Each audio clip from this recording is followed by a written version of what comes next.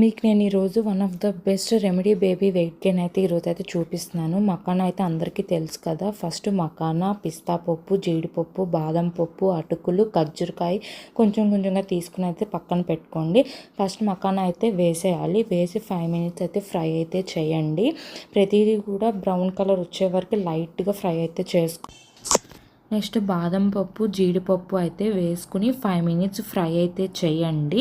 And next ఖర్జూరకాయ అయితే చిన్న చిన్నగా కట్ చేసుకుని అయితే వేసుకోండి. త్వరగా మిక్స్ అయితే అవుతాయి. మొత్తం అన్నీ మిక్స్ చేసుకొని లైట్ బ్రౌన్ కలర్ వచ్చే వరకు అయితే ఫస్ట్ మిక్స్ చేసుకోండి. అండ్ లాస్ట్లో అయితే అటుకులు అయితే వేయండి. ఫస్ట్ వేయొద్దు, ఎందుకంటే మాడిపోతాయి. తర్వాత యాలకులు కూడా మిక్సీ పట్టినప్పుడు వేయాలి, ఎందుకంటే మకానా వేసినప్పుడు స్మెల్ వస్తుంది. అందుకని చెప్పి మొత్తం అయిపోయిన తర్వాత లాస్ట్లో యాలకులు మిక్స్ చేసుకొని కొంచెం మిల్క్లో బాయిల్ చేసి బేబీకి సర్వ్ చేసేయండి.